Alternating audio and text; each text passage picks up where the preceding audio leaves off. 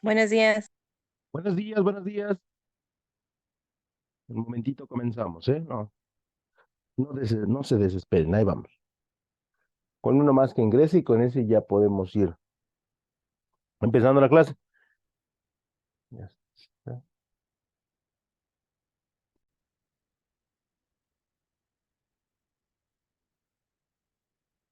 Ujú. Con uno más que ingrese y con eso comenzamos.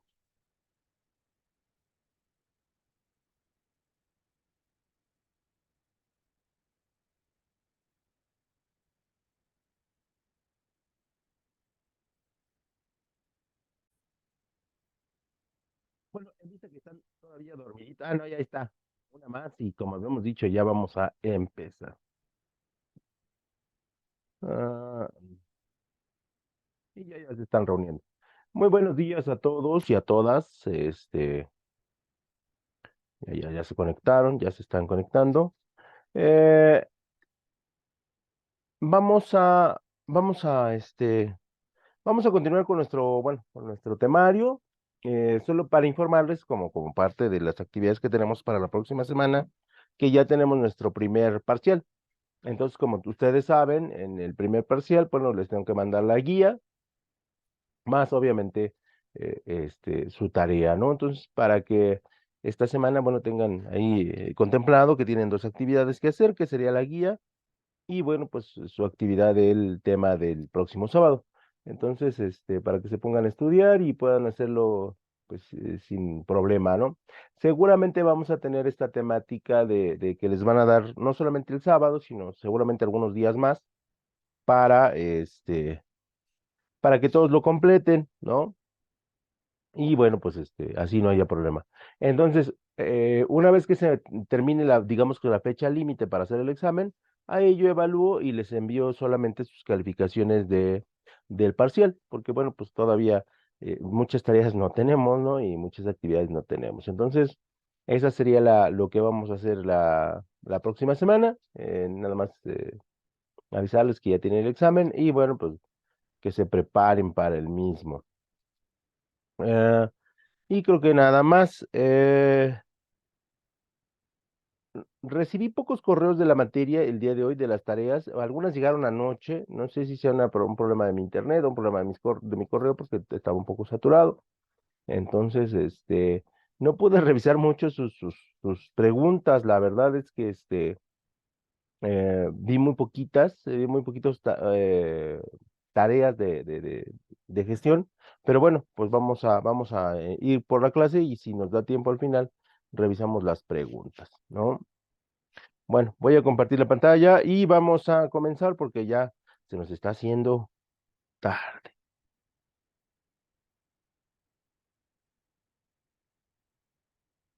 Y bueno, como parte de nuestro temario, vamos a ver el tema número 2. Bueno, el tema número 2 se llama Fundamentos de la Gestión Estratégica y obviamente, pues, su nombre lo dice, vamos a ver los fundamentos sobre de los que se sustenta la gestión estratégica. Recordemos y rememoremos rápidamente que la gestión estratégica tiene que ver con la planificación estratégica y con modificar lo que estamos haciendo en la actualidad para tener un mejor desarrollo de la empresa, ¿no? Y por lo tanto, bueno, pues tengamos la posibilidad de seguir mejorando. Entonces, en ese sentido, vamos a ver en esta primera parte, porque son dos partes, tenemos que ver cómo se cómo se gestiona y de qué está compuesta, ¿no? Entonces, en ese sentido, vamos a establecer que desde el punto de vista, decimos que la organización es un sistema, por supuesto, ¿no? Y de ahí partimos. Para poder planear algo, nosotros lo primero que tenemos que hacer es establecer, establecer que todas las empresas, todas las estructuras orgánicas que quieren mejorar a través de productos o servicios, están fundamentadas en el concepto de sistema, ¿no? Y cuando hablamos del sistema, ya lo hemos mencionado seguramente aquí en varias clases con ustedes. Decimos que es un conjunto de personas agrupadas con el fin de obtener una meta o un objetivo a través de un método o plan de acción y que cuente con recursos para ello, ¿no? Entonces, para poder establecer cualquier cosa en la administración, nosotros tenemos que trabajar bajo el enfoque de sistemas. Y el enfoque de sistemas implica que nosotros tengamos que agruparnos y tengamos que establecer ciertos planes de acción para que el objetivo que estamos persiguiendo pues, se cumpla. Y entonces, en ese sentido, en el desarrollo de las empresas, en el desarrollo de los negocios, nosotros vamos a ir teniendo diferentes cursos de acción o diferentes metas u objetivos, ¿no? No es lo mismo los objetivos que ustedes tenían cuando tenían 15 años que los objetivos que tienen cuando están en los 20, seguramente. Y no van a ser los mismos los objetivos cuando ustedes vayan por los 30. Sus objetivos se van a ir modificando. Algunos se van a ir complementando, otros van a existir desde que tenían 15 años, ¿no? Y otros simplemente los van a olvidar porque son, en su momento no eran pues fáciles de acceder a ellos. Entonces, para las empresas les pasa exactamente lo mismo. Habrá empresas que se forman y tienen objetivos similares desde su inicio hasta su fin, pero hay otros que tienen que ver con su crecimiento y con su desarrollo que van a tener que cambiar, que se van a tener que modificar, porque obviamente los tiempos, los momentos, las circunstancias cambian. Y eso implica que nosotros tengamos que ajustarnos a los nuevos tiempos, a las nuevas etapas y a las nuevas formas, ¿no? Si ustedes pudieran identificar o viajaran en el pasado, ¿no? En su máquina del tiempo y van al 1980, 1985, van a ver para el caso de los que viven en la Ciudad de México, para los que viven en otros estados, van a ver sus estados o la Ciudad de México totalmente diferentes, ¿no? E incluso las personas, ¿no? Viajan a los 90 y ven personas totalmente diferentes. E incluso viajan al 2000, que seguramente fue en el año que muchos de ustedes nacieron, y las circunstancias, las situaciones eran totalmente diferentes en todos los sentidos, ¿no? Eh, y obviamente las empresas tienen que ajustarse a estos nuevos tiempos, a estos nuevos momentos y sobre todo a estas nuevas formas que tienen las diferentes sociedades, ¿no? Ya ahí podríamos entrar en el debate si nos gusta, si no nos gusta, si ha mejorado, si ha empeorado. Lo cierto es que ha cambiado y a partir de esa variable las empresas deben trabajar, ¿no? Y para el propósito del análisis de una organización, esto es desde el punto de vista de la teoría de sistemas, la palabra sistema significa una pauta de relaciones dentro de un marco pertinente destinado a la realización de cierto tipo de propósitos, ¿no? Y repito, continuando con esta idea de viajar al pasado, ustedes van a la década de los 80, finales de los 80, y teníamos el puesto de mecanógrafa. Y lo dije muy bien, y seguramente ustedes ahorita se quedaron, ¿qué es una mecanógrafa, profesor? Pues teníamos la gente, bueno, y después con los años, con la incorporación de la computadora, le cambiamos a la capturista, ¿no? Pero en aquellos entonces, en aquellos 80, las personas, pues en lugar de trabajar en la computadora, trabajaban en sus máquinas de escribir.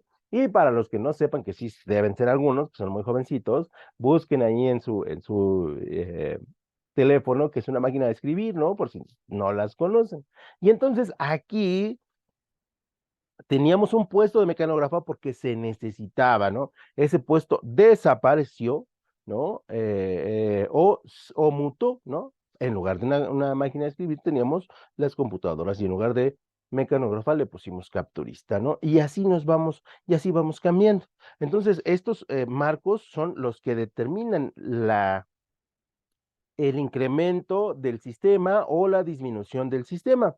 Cuando teníamos máquinas de escribir, trabajamos más lentos, ¿no? El ritmo era muy más lento y, bueno, necesitábamos muchas personas que se dedicaran a esta misma actividad con la captura y con la velocidad y con las opciones que te da la tecnología, en este caso la informática, en estos momentos, pues requerías de menos personas y eso hacía que las empresas se fueran haciendo más pequeñas, lo que causa un cambio en todas las áreas que nosotros tenemos, ¿no? Eso es para hacer un pequeño ejemplo de cómo era la administración hace algunos años.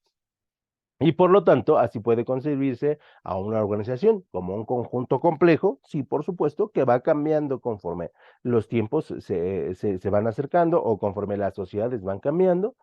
Un conjunto complejo de relaciones entre recursos físicos, humanos y trabajo y unidades de red de sistemas, ¿no? Y a la gente o sea, ustedes ya no pueden imaginar una empresa sin internet, pero existieron empresas poderosísimas y existieron empresas muy, muy importantes en el mundo y en México que no tenían internet, más sin embargo trabajaban, pues, eficientemente, ¿no? Como las empresas de hoy en día, pero sí para efectos de trabajo, ustedes ya lo verían como algo, pues, ¿qué pasó ahí, no?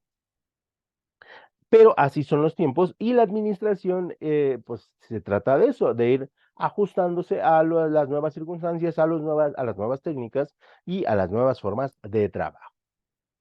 Para efectos ya de los componentes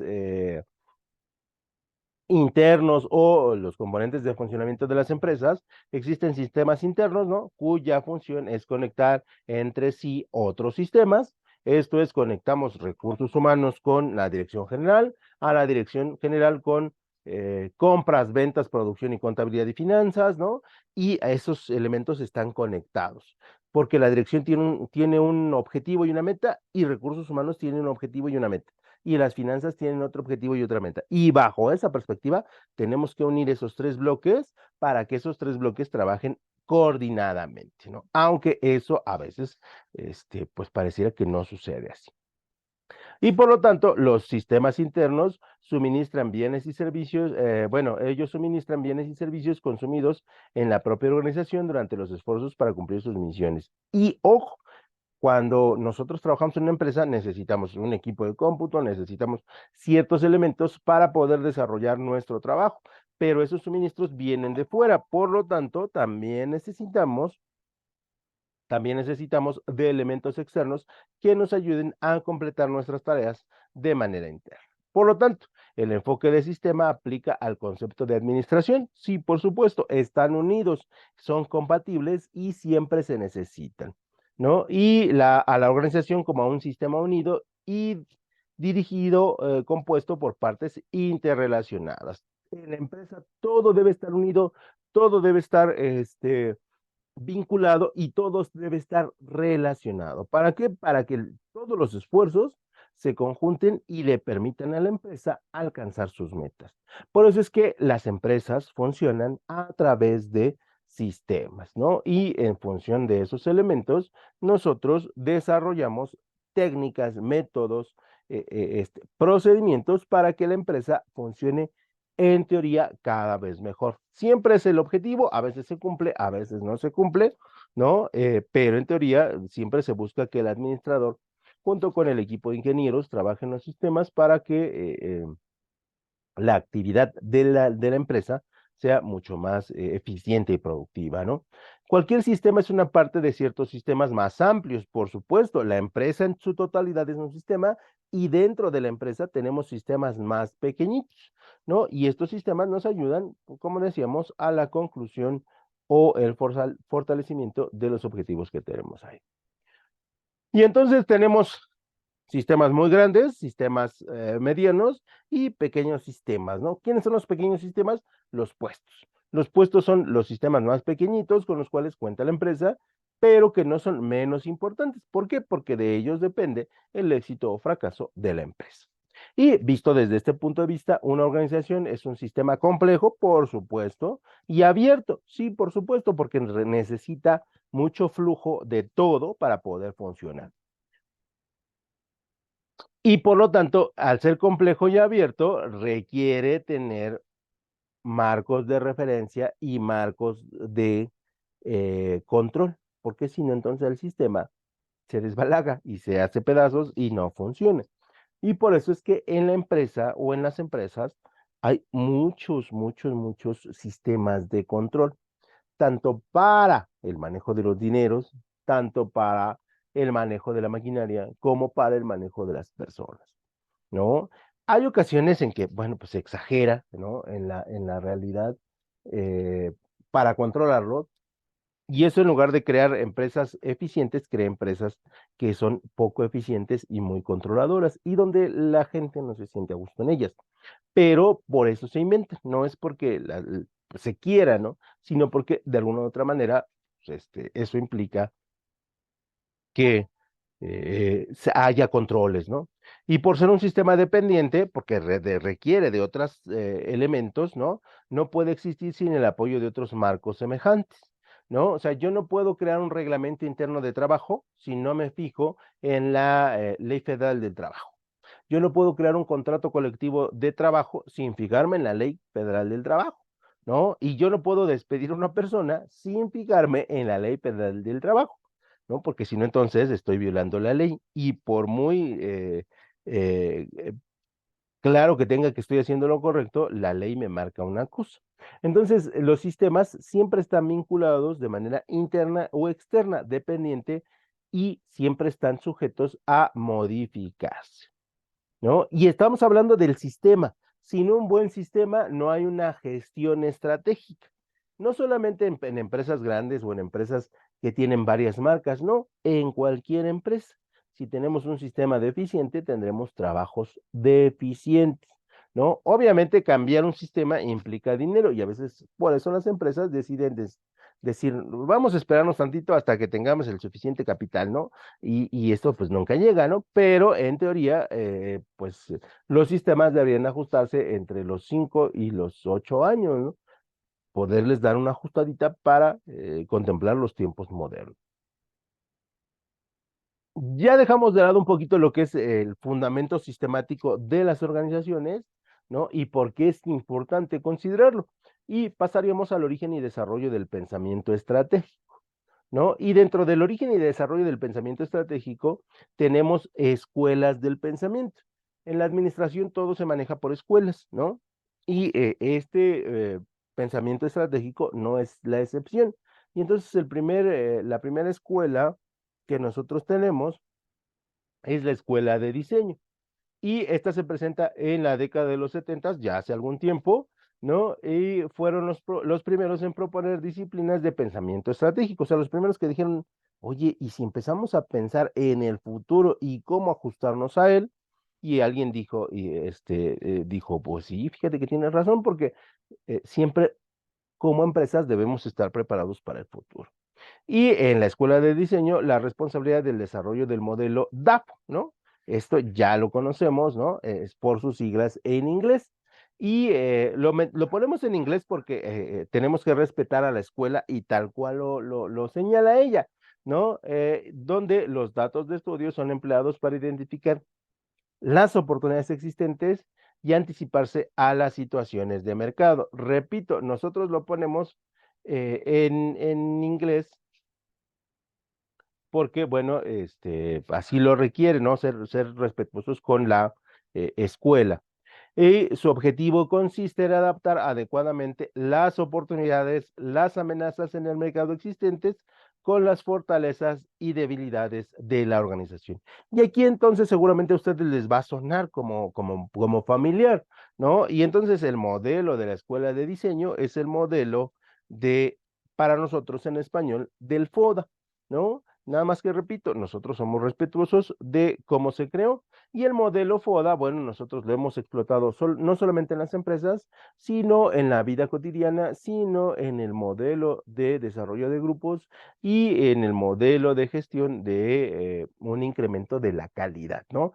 Y este modelo es tan importante, es tan básico y es tan exitoso que hasta la fecha sigue siendo utilizado, ¿no? Imagínense, de 1970 al 2023, pues ya estamos hablando de eh, este, pues casi 50 años, ¿no? Si no es que un poquito más, ¿no? Entonces ahí nos damos cuenta que a veces crear cosas simples no quiere decir que las cosas simples no sean funcionales a través del tiempo, ¿no? Y el modelo FODA o DAFO, en sus siglas en inglés, se sigue utilizando prácticamente en todas las empresas, ¿no? Y en todos los modelos de análisis del pensamiento estratégico. ¿Y por qué es un modelo de pensamiento estratégico? Bueno, porque utiliza el futuro como una herramienta de análisis y a través de esa herramienta de análisis nosotros determinamos lo que son las amenazas, las debilidades, las oportunidades y todas las variables que éstas pudieran tener. Entonces, por eso es importante el modelo y es el primero que ya se presenta como parte de la administración. Y en ese sentido, bueno, también establecemos que dentro de los procesos, en 1990, establecemos que los límites del planteamiento de la escuela de diseño se resumen en los siguientes puntos. Claro, todo tiene ventajas y todo tiene limitaciones en su desarrollo. No hay ninguna cosa creada por el ser humano que no tenga estas variables, ¿no? Y el enfoque dado a la estrategia se basa en un proceso de concepción más que de un proceso de aprendizaje, ¿no? O sea, nosotros pensamos en fortalezas, debilidades, amenazas y oportunidades, y entonces ahí ya empezamos nosotros a establecer un modelo de concepción, ¿no? ¿Qué pasaría? Y en la realidad, nosotros tenemos que ir aprendiendo que cuando nosotros vamos avanzando en el tiempo, las cosas pueden ir cambiando, y de hecho hay una cosa que lo modifica, que son los imponderables, ¿no? O sea, no sé si les ha pasado, pero ustedes van en su vida y van muy bien y parece que nada los afecta, pero de repente hay algo que los desestabiliza y a partir de ahí les cuesta trabajo recuperarse y todo el avance que habían desarrollado parece que lo pierden, ¿no? Es parte de la vida y entonces esto le sucede en el modelo del FODA, ¿no? Pero al final, en teoría, deberíamos estar preparados para esos momentos de incertidumbre o de modificación del plan original, ¿no? La escuela de diseño determina las fortalezas y debilidades de la empresa por medio del pensamiento consciente, expresado oralmente o por escrito. Sí, lo expresamos a partir de la experiencia del que lo desarrolla, a partir de las habilidades de la persona que los desarrolla, pero estas no necesariamente pueden ajustarse a la realidad. ¿Por qué? Porque es un desarrollo de análisis de los entornos. Pero si nosotros hacemos o nos pasan mal la información del análisis del entorno, nuestras conclusiones serán erróneas, ¿no? Y bueno, esto implica que ahí podamos tener una desventaja, ¿no?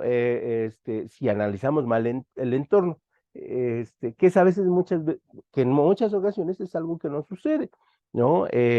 Nos pasa algo y en lugar de sentarnos y analizar lo que nos está pasando, sea bueno o malo, nosotros ejecutamos, esto es, actuamos. Y nunca, jamás nos detenemos a pensar en qué es lo que tenemos que hacer, ¿no? Y por eso es que en muchas ocasiones tomamos decisiones de las cuales nos arrepentimos porque no analizamos, no tuvimos un tiempo prudente para poder reaccionar y decir, a ver, ¿qué está pasando? ¿Y qué tengo que hacer? En muchas ocasiones está pasando y hacemos. Y entonces ahí, en lugar de solucionar una situación, realmente pues la complicamos mal. Y obviamente esto no es crítica, ¿no? A todos en todas las épocas del mundo, ¿no? Nos ha pasado, es algo natural en los seres humanos, pero aquellos que tenemos un poquito más de preparación, deberíamos detenernos a pensar qué es lo que estamos haciendo, ¿no? En el segundo lugar viene la escuela de la planificación o la planeación. Y la escuela de la planificación de Hans Fon emplea un sistema muy formalizado de planificación y ejecución de las estratégicas. Ya cuando hablamos de formalización, ya utilizamos métodos rigoristas o métodos rigurosos para poder desarrollar ejecuciones de estrategia.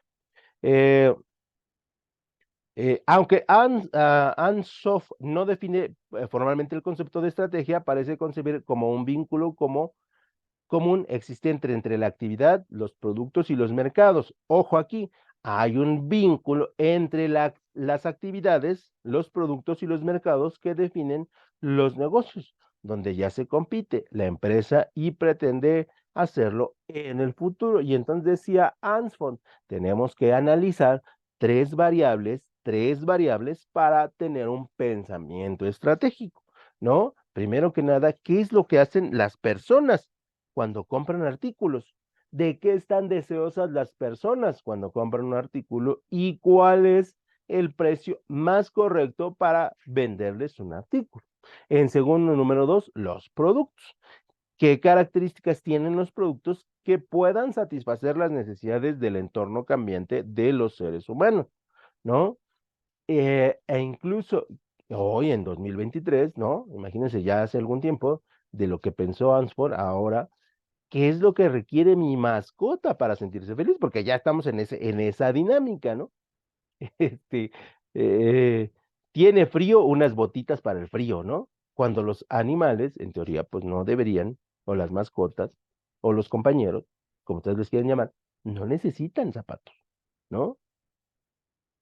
Y sabes qué, que le vamos a comprar una blusa porque tiene frío, ¿no? Y hay algunos perros no necesitan ese tipo de cosas. Pero al final es lo que en la sociedad se mueve y a partir de lo que la sociedad entiende que es correcto, dice, las empresas tienen que desarrollarlo. Y finalmente los mercados, y dentro de los mercados, Ansford hablaba del mercado local y el mercado internacional. Y a partir de ahí, ustedes pueden pensar en qué, en futuro, ¿no? Esta sí la vamos a hacer un poquito más grande porque como quedó muy oscura.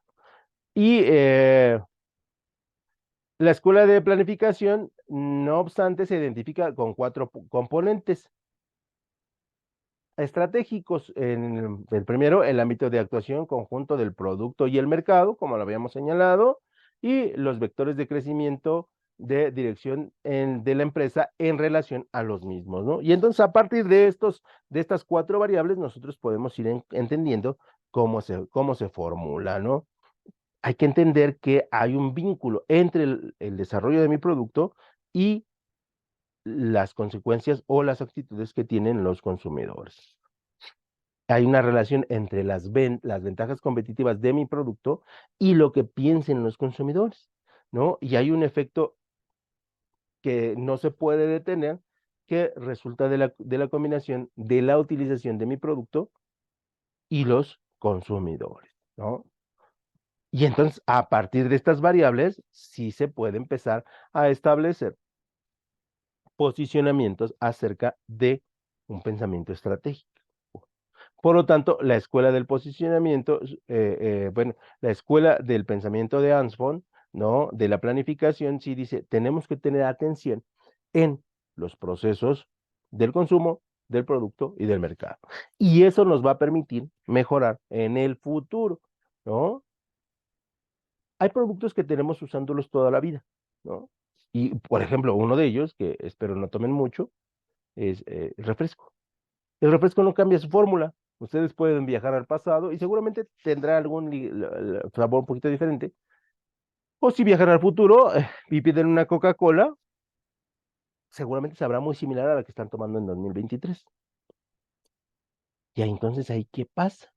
El producto no ha cambiado, pero el producto sigue siendo aceptado.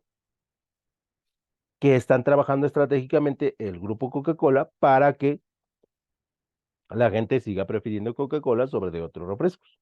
Y ese pensamiento tiene que ver con las conductas del consumo y tiene que ver con las conductas del mercado, ¿no? Y entonces ahí hay que hacer un análisis gigantesco para determinar qué es lo que pasó.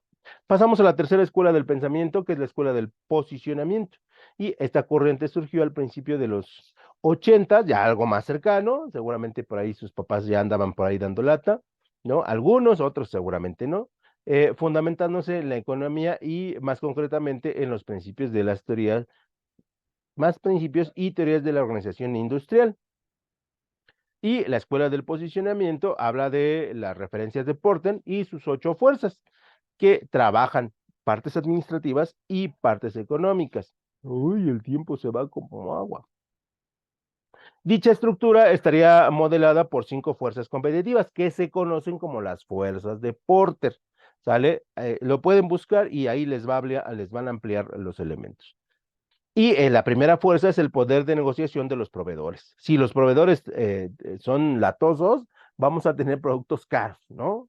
Si los proveedores son dúctiles y son confiables, vamos a tener productos de muy buenas prestaciones y de precios accesibles. La segunda fuerza es las rivalidades entre empresas que producen los mismos productos. La tercera fuerza es el poder de negociación de los clientes, qué es lo que quieren los clientes y qué están dispuestos a hacer por el producto, ¿no? Y, por ejemplo, habrá gente que ve un iPhone y dice, ay, está muy bonito, lo quiero, no me importa que no sea el mejor celular del mundo, aunque me lo vendan como el mejor, ¿no? Y a él no le importa, y está bien, porque aquí estamos hablando del poder de negociación del cliente en relación al producto. La cuarta fuerza, los competidores y el potencial de las amenazas de los productos sustitutos, por supuesto, ¿no? Apple es la empresa o fue la pionera en los smartphones, pero a partir de que es la pionera, pues evidentemente habrá productos sustitutos que incluso lleguen a un punto en que lo superen. Pero aquí el cliente es el que tiene la voz de mando y dice, ¿sabes qué? Yo siempre me voy a casar con Apple, ¿no? Y la quinta fuerza, que aquí no la pusimos, no sé por qué, que tiene que ver con la globalidad, ¿no? O la globalización de los productos, que también es una fuerza que afecta negativamente o positivamente al mercado. ¿Por qué? Porque hoy podemos decir, por ejemplo, que México está de moda, ¿no? Hoy le está jugando a favor y está muy bien, pero en algún tiempo, porque así es el mundo, le va a jugar en contra, ¿no? Eh, por ejemplo, estaba viendo que en algunos países de Sudamérica están copiando el Día de Muertos, ¿no? O sea, ya lo incorporan como parte de su cultura y que aparte, o sea, dicen que el Día de Muertos se origina en sus países, ¿no? Y entonces aquí, obviamente, va a haber un punto en el que le va a jugar en contra porque van a decir, no, es que sabes que el Día de Muertos se originó, es un ejemplo, solamente en Bolivia. Y la gente de Sudamérica lo va a creer. No en la próxima década, pero sí en las subsecuentes décadas. Y eso le va a quitar identidad y ciertos niveles de, por ejemplo, turismo al Día de Muertos, ¿no? Entonces, esa es una amenaza que tiene que ver con los elementos globales, ¿no? Y así nos vamos, ¿no? Por ejemplo, mucha gente de Guatemala, muchos de la comida que se da en el sureste de México dicen que es de ellos, ¿no? Y tú dices, espérate, no, pero así funcionan los procesos globales para las empresas. Y entonces, estas cinco fuerzas de Porter son, pues, son importantes que las tomamos en cuenta para tener un pensamiento estratégico. Viene la cuarta escuela, que es la escuela descriptiva, que eh, es la segunda categoría de escuelas sobre pensamiento estratégico.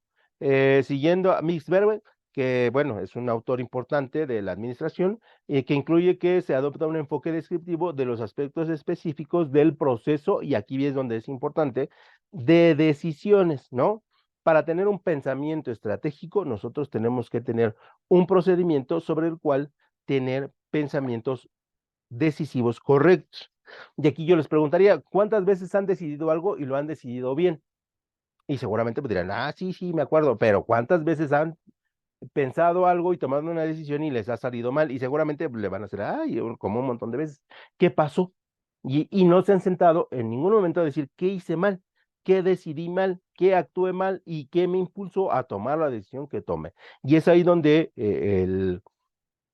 la escuela descriptiva dice, ¿sabes qué? Vamos a poner una atención en qué debo tomar en cuenta para tener una decisión correcta, ¿no? Y aquí, y esa de escuela la vamos a ver más adelante, o la vamos a ver desarrollada más adelante, porque pues prácticamente en el pensamiento estratégico siempre estamos decidiendo.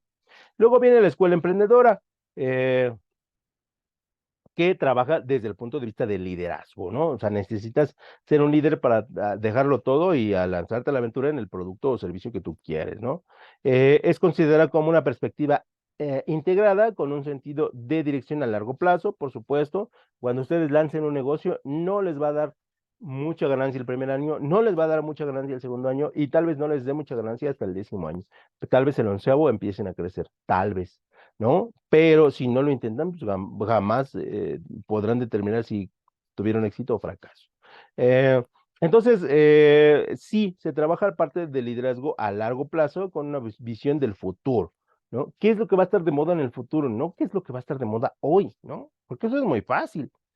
Pero si ustedes dicen, oye, en 2020, 2035 esto va a estar de moda y voy a trabajar para ello y lo se va a vender, ustedes son los genios y seguramente la vida se los va a recompensar, ¿no? Pero es bien difícil, ¿no? Y bajo esa perspectiva, en dos situaciones parecen más apropiadas la aplicación de los planteamientos de la escuela emprendedora, esto es de trabajar a largo plazo con un liderazgo bien identificado, ¿no?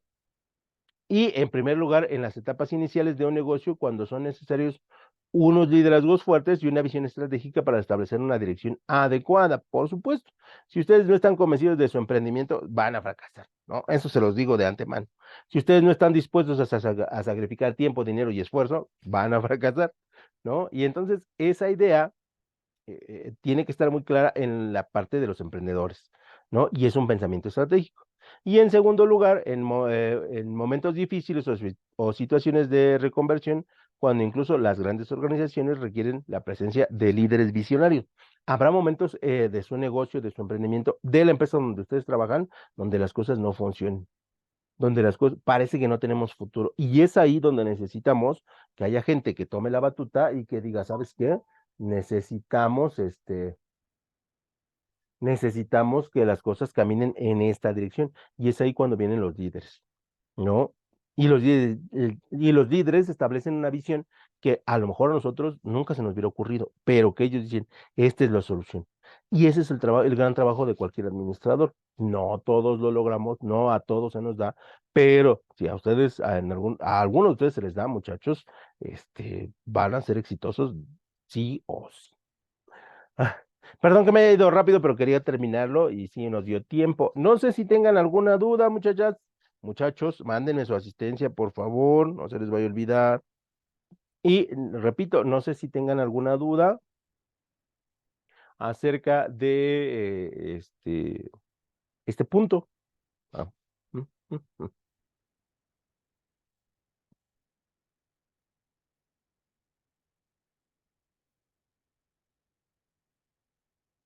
Se durmieron, van a ver, por lo menos los arrullé. No, sí, sí tengo prendido el micrófono, entonces no, entonces yo solito me contesto, parezco loco, pero bueno. El chat, por ahí hay una cosa de chat, me quedo en minuto 48. Todo claro, muchas gracias. Ah, gracias, por lo menos alguien no está dormido. Cuídense mucho, los ven un ratito. Manden su asistencia, Gracias. por favor.